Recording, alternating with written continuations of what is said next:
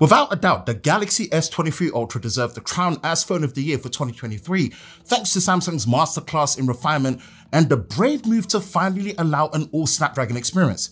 Now, to follow up a back-to-back win of phone of the year for 2024 with the Galaxy S24 Ultra would be a tall order, but I will say, in this short experience period and time I've spent with the Galaxy S23 Ultra, we are confident that this is phone of the year round 2 for Samsung's flagship Ultra phone. Hi, Ben from SamMobile.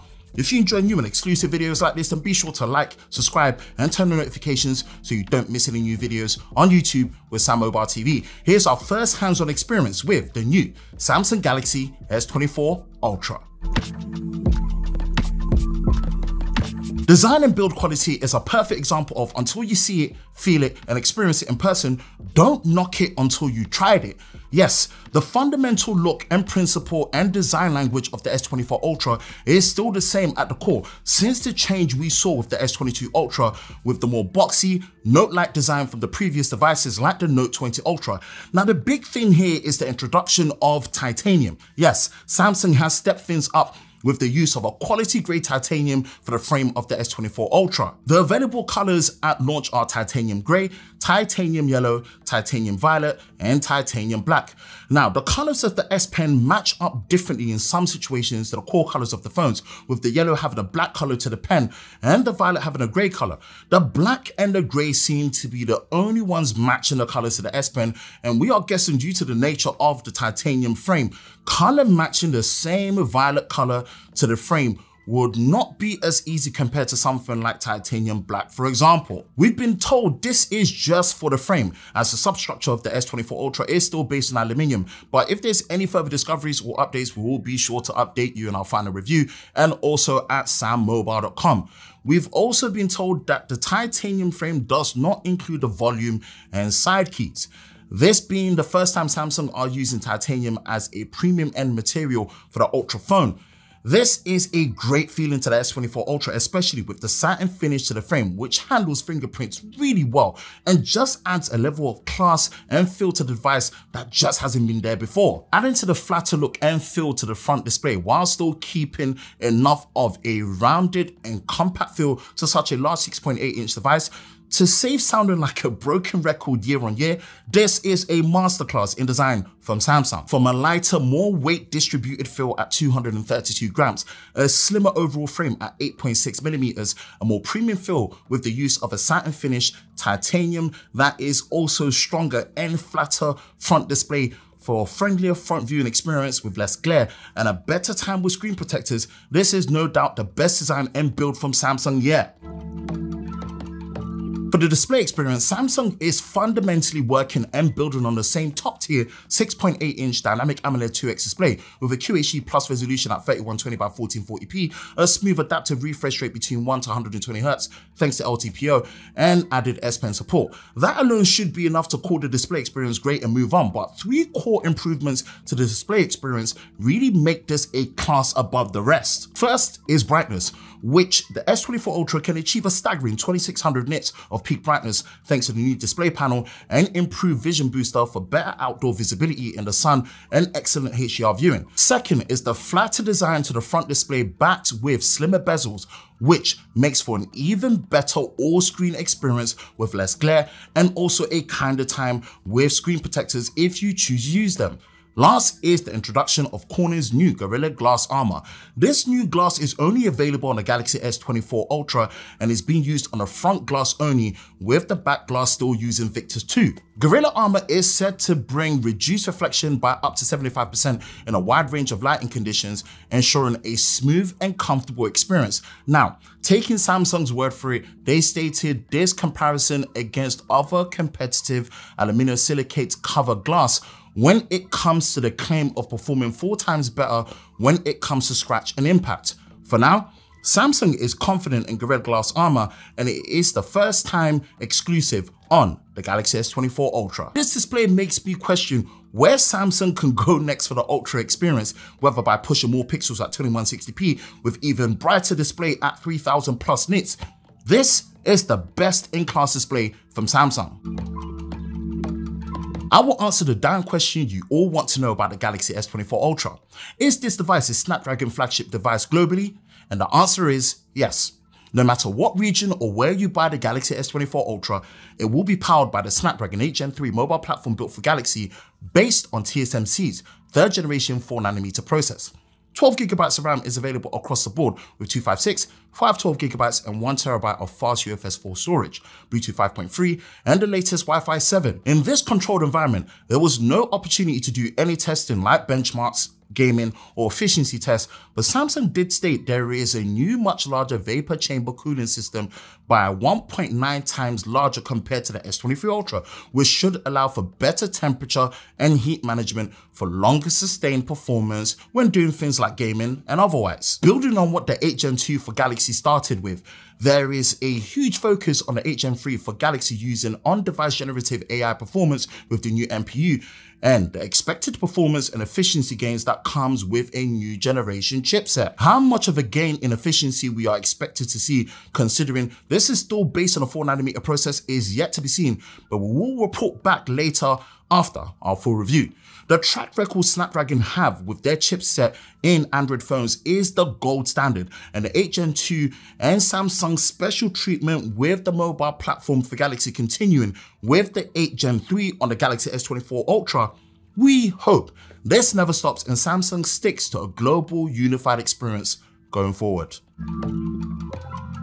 Amongst everything we hold to high expectations on a flagship phone, the camera experience has got to be one of them, and the S24 Ultra steps up in a way that finally addresses everything we needed to make this the ultimate camera experience on a smartphone, and no doubt, AI is at the heart of it all. The fundamentals of the camera hardware builds on what the S23 Ultra started with the main 200 megapixel sensor, a 12 megapixel ultra wide, a 10 megapixel 3x telephoto, and a 12 megapixel front facing camera. The new kid on the block for the rear camera is the new 50 megapixel 5x telephoto. Yes, gone is the 10 megapixel 10x telephoto we've come to know since the S21 Ultra, and I have to say this is the best move Samsung have made with their approach to long range zoom. Early testing of this new 5x telephoto addresses the unpopular opinion I've always had against the old 10x lens, having a shorter dedicated zoom range between 5 to 6x with a larger sensor, larger pixels, larger aperture, more resolution, and a higher quality OIS stabilization system backed with quality image processing is the way to go. The new quad tele system Samsung are calling still builds on the crazy super extended zoom of up to 100x, but now with the help of their Pro Visual engine and the power of the new ISP from the 8 Gen 3 chipset using AI, the results when using the overall camera system for video and photos just feels like a step up. Let's start with photos. The main 200 megapixel sensor still works the same way with a downscale 12 megapixel default mode and the ability to select 50 megapixels and 200 megapixels for JPEGs, and for raw photos in Pro mode, 12 megapixels and 50 megapixels. When it comes to portrait mode, you now have the addition of using the dedicated 5x telephoto in addition to the 1x, 2x and 3x option from before, making the S24 Ultra portrait capabilities one of the most flexible yet. The lens transitions look smoother and feel faster, but the best takeaway I instantly noticed was the capture speed improvement. More testing is needed, but with the early hands-on I've had right now, the capture and shutter speed is basically instantaneous. Now let's move over to video, and I'm addressing the biggest complaint I've had on Samsung's camera system, which has not only been addressed, but greatly improved, and that is recording in 4K 60fps. You can finally switch between all the lenses when recording in 4K 60fps without having to stop recording, and that is also including switching to the front facing camera. While doing this, you can still pause recording and continue on the same clip and also take pictures. Thanks to the new 50 megapixel 5x telephoto lens, you can shoot 8K 30fps on the 5x with optical quality with no additional crop, and you can further zoom up to 10x. For the lack of change we've seen in slow motion in years, you now have the option of a 4K UHD 120fps mode on the main wide sensor and ultra wide. To access this, you do need to go into the Pro Video mode, but this is such a great pro level feature to see, and by the looks of it, there is no additional crop applied. Gone is director's view. In place is the new dual record feature, and although I personally think at this stage how it communicates to you when you're selecting the two lenses you want to record with at the same time, which I think it still needs a bit of improvement as it can be a bit confusing, The fact it has the ability to record in 4K 30 FPS on both lenses you select at the same time is impressive, as previously it was limited to 1080p. At this stage, this is something we couldn't test in this situation, but Samsung is confident with the improvements to their nightography capabilities for low light when it comes to photos and videos, and this goes as far as using a 5x telezoom lens, which is a big claim. This is all down to the new chipset, ISP, Pro Visual Engine pipeline, automatically applying advanced noise reduction algorithms and exposure improvements with AI, all at the heart of it all, yielding what Samsung are saying is the most improved low light performance for its stills and videos. Testing is needed to see if this is really true. We will touch more on the software features at hand when it comes to post-processing and editing once we have our full review units, but one feature I really liked is the new instant slow motion feature. In my limited time testing, this looks to only be working in the 4K mode or lower and not in 8K. What's great is when playing back a compatible video in the gallery, if you press and hold at the point you want in the video, it will initiate slow motion on that section of the clip for as long as you want as you're holding it down. Once you let go, you can select the edit button for the clip and see where the clip has actually slowed down and adjust the speed to your liking. This is using AI to motion estimate and interpret extra frames when and if needed, while reducing the artifacts to make the slow motion section of the clip look natural and smooth. If you couldn't tell already, the Galaxy S24 Ultra's camera system isn't just about outright performance and features, but making those features so much more usable and easier to access than ever before, and I'm absolutely here for it. Software on the Galaxy S24 Ultra and S24 series in general sees Android 14 with the latest One UI 6.1. Stay tuned for more, as we will have an extensive video covering the changes between One UI 6.0 and 6.1, but for now, everything is all based around device AI thanks to the new chipset.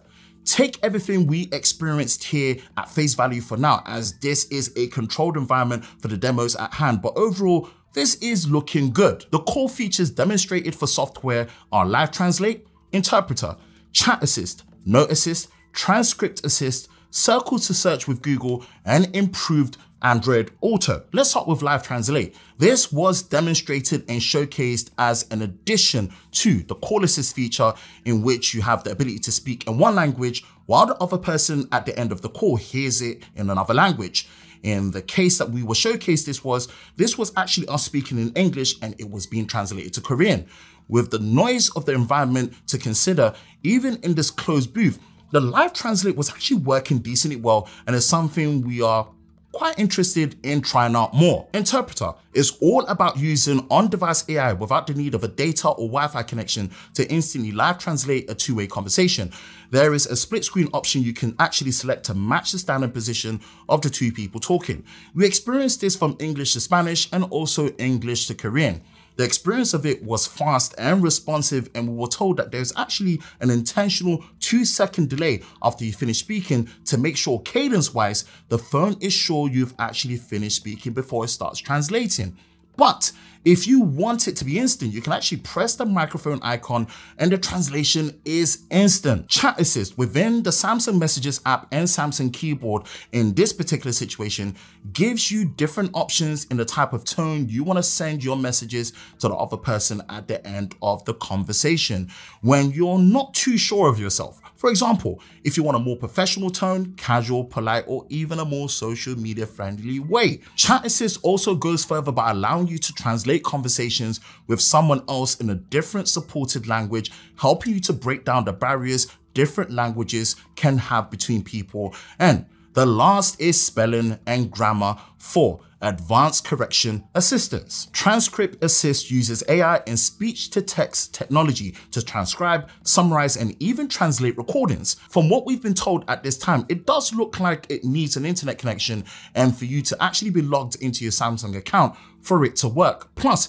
it looks to be only available on the Samsung Voice Recorder app. What was great to see with this feature was the ability to transcribe multiple speakers. Then, when transcribed, it can further be summarized and also changed to a different supported language. Circle by search with Google is probably the feature I was most excited to see, because I can't tell you how many times I've been in situations where I wanted to extract information about a place and product just from a picture, whether it's a piece of clothing someone is wearing in a picture or a picture of a place you've actually gone to and you want more information on.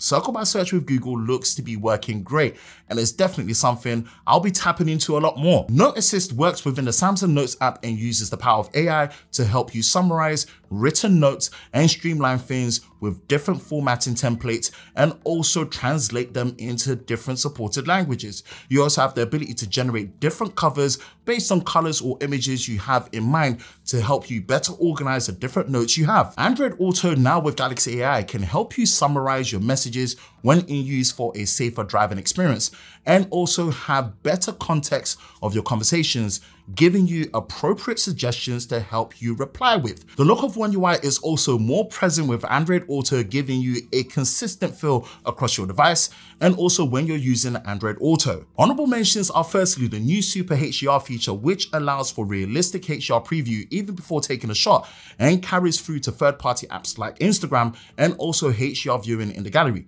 The major one is Samsung offering 7 years of OS version updates, which also includes security. We believe this to be just for the S24 series for now. This is no doubt something against both Apple and especially Google with their recent 7 years support announcement on their Pixel 8 series, so we love to see it here. Again, as a disclaimer, for how well these features look to be working and the promises, this is a controlled environment, and how much this is a pure One UI 6.1 feature set that will make its way to previous models like the S22 and S23 is yet to be determined, but we will of course update you when we have more information. That being said, the rabbit hole that is software on the S24 series is very extensive and no doubt the most complete experience Samsung is offering yet on their flagship devices. Battery wise, we are still working with the tried and tested 5000 mAh cell with support for Samsung Super Fast Charging 2.0 with their 45-watt charger and 5-amp cable. Of course, there is still no charger in the box again. The cable that comes with it is a 2.4-amp cable, which when used with the 45-watt charger will actually cap the speeds to 25 watts, and there will still be support for wireless charging at 15 watts and wireless power share. We had hoped Samsung would move to 65 watts charging on the Ultra, allowing for full charge to be around 40 to 45 minutes to 100%, but the charging speeds are still respectable, with full charge expected to still hit somewhere around 1 hour or slightly under. For pricing and availability on the Galaxy S24 Ultra, please check the description below. Do you think it's too early to call the S24 Ultra phone of the year? What's your thoughts? Let us know in the comment section below. For the latest news in the world of Samsung daily, be sure to visit us at SamMobile.com. And for the latest videos on YouTube with SamMobile TV, be sure to subscribe and turn on notifications, and we will see you next time.